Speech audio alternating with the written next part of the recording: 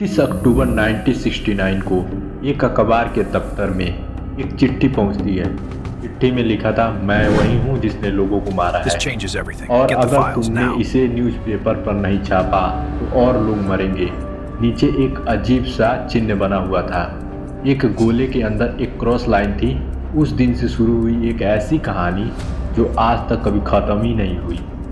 यह कहानी JD killer की है। एक ऐसा सीरियल किलर था जिसकी पहचान आज भी रहस्य बनी हुई है। 1960 के दशक के आखिरी में अमेरिका का एक कैलिफोर्निया इलाका दहशत में था। 20 दिसंबर 1968 की रात वेनेजुएला शहर के आसपास एक सुनसान जगह पर दो युवा डेविड फैराडे और ब्रेटली जेनसन अपनी कार में बैठे थे। अचानक गोलियों की आवाज़ गूंजी। डेविड के मौके पर ही मौत हो गई और बेटी को कुछ ही दूर पर गिरी पड़ी मिली थी। जिसके आसपास कोई गवाह भी नहीं था, कोई साफ सुराग भी नहीं था। मामला ठंडा पड़ने वाला था। कुछ महीनों बाद फिर वही हुआ। 4 जुलाई 1969 फिर एक सुनसान इलाका। फिर एक कार में बैठा दो लोग, डार्लिंग फेरिन और माइक मैंगियो, एक अजनबी कार के उनके पास आकर रुकी। कुछ सेकंड की खामोशी और फिर गोलियों की डार्लिंग की भी मौत हो गई। लेकिन माइक चमत्कारी रूप से बच गया था। उसने बताया कि हमलावर का चेहरा साफ नहीं दिखा, लेकिन वह शांत था, जैसे सब कुछ पहले से ही तय हो। कुछ ही दिनों बाद स्थानीय अखबारों में San Francisco Chronicle, San Francisco Examiner और वेलुजा टाइम्स हेराल्ड को एक चिट्ठी मिलती है। हर चिट्ठी के हमले की जिम्मेदारी ली गई थी।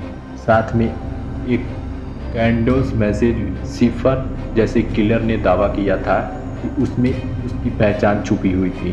उसने खुद एक नाम दिया था, जो डैक्स। पहला सफ़र 408 का प्रतीक का था। एक स्कूल टीचर दफ्ती ने मिलकर उसे कुछ ही दिनों में सुलझा लिया था।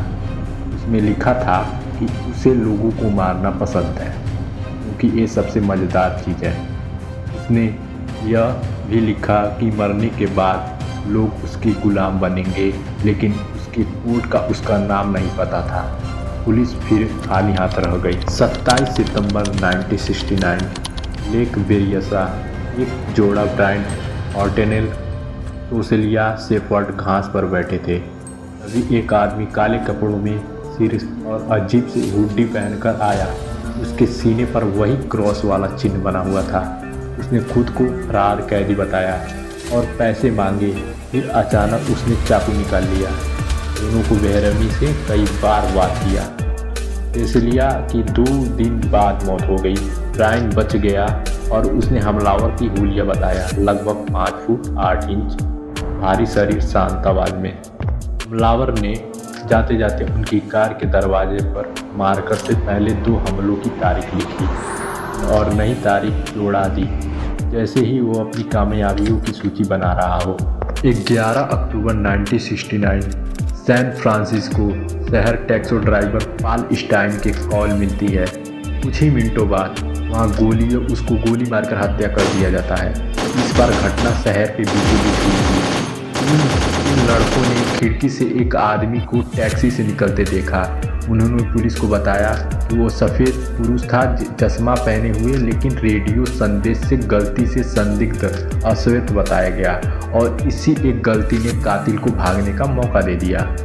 इसके बाद जोडिएक चिट्ठियाँ और रहस्यमयी होती गई। उसने पुलिस का मजाक भी उड़ाया, मीडिया को चुनौती भी दी और दावा किया कि उसने 37 लोगों की हत्याएं की हैं। हालांकि आधिकारिक तौर पर केवल 5 ही हत्याएं और 2 हमले से जुड़ी माने जाते हैं। 1970 में उसने 340 प्रतीकों वाले और सिफर भेजा और यह कोड 51 साल अनसुलझा रहा। आखिरकार 2020 में शौकिया कोड विशेषज्ञों की एक टीम ने उसे सुलझा लिया, लेकिन उसमें भी उसका नाम नहीं था, सिर्फ पुलिस के चढ़ाने वाले संदेश थे। आज के दौरान कई संदिग्ध ऐसे सामने आए हैं। सबसे चर्चित नाम था आर्थर ली एलन की, वह पहले से ही बच्चों के साथ दुर्व्यवहार के आरोप में जेल जा चुका था। उसके पास हथियार भी मिले थे और उसकी घड़ी पर जैडिक जैसा चिन्ह था, लेकिन उसकी लिखावट चिट्ठियों से पूरी तरह मेल नहीं खा रही थी। डीएनए भी जांच हुआ, निर्णायक नहीं रही। 1992 में एलन की मौत हो गई और उसके साथ शायद कुछ जवाब भी अनसुलझे रह गए। दशकों तक ये केस खुला रहा। पुलिस ने हजारों संदिग्धों से पूछताछ की, लाखों दस्तावेज खोले। 2004 में एक केस को ठंडा घोषित कर दिया गया, लेकिन 2007 में फिर एक केस को खोला गया। हर कुछ साल में कोई नया दावा सामने आता था, कोई किताब की केमिस्ट्री, कोई डॉक्यूमेंट्री, कोई निजी जांच की टीम, लेकिन ठोस सबूत आज भी नहीं है। जैडिक किलर की एक खास बात सिर्फ उसकी हत्या ही नहीं थी, वह डर का एक ऐसा खेल खेलता था कि वो मीडिया का इस्तेमाल करता था। वो जानता था कि सुर्खियाँ कैसे बनती हैं। उसकी चिट्ठियाँ, उसके कोड, उसके चिन्ह सबसे उसको भूत की तरह बना दिया था। ऐसा भूत जो दिखता नहीं लेकिन महसूस होता है। आज 50 साल से भी ज़्यादा समय बीत चुका है। कुछ गवाह अब इस दुनिया में नहीं रहे, सबूत पुराने हो चुके हैं, तकनीकी भी आगे बढ़ चुकी है। डीएनए प्रोबिंग, डिजिटल विश्लेषण, आर्टिफिशियल इंटेलिजेंस, लेकिन सच अभी भी धुंध में छुपा हुआ है। क्या जैडिक वह अकेला व्यक्ति था या किसी बीमार दिमाग का लंबा खेल है?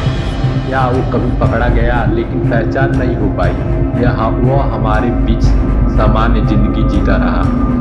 इस केस ने कानून व्यवस्था, मीडिया और समाज तीनों को आईना दिखाते हुए एक इंसान की किया और पूरा राज्य दहशत में। एक सिर्फ हत्याएं की कहानी नहीं, बल्कि उस डर की कहानी है जो अनजाने चेहरे से पैदा होता है।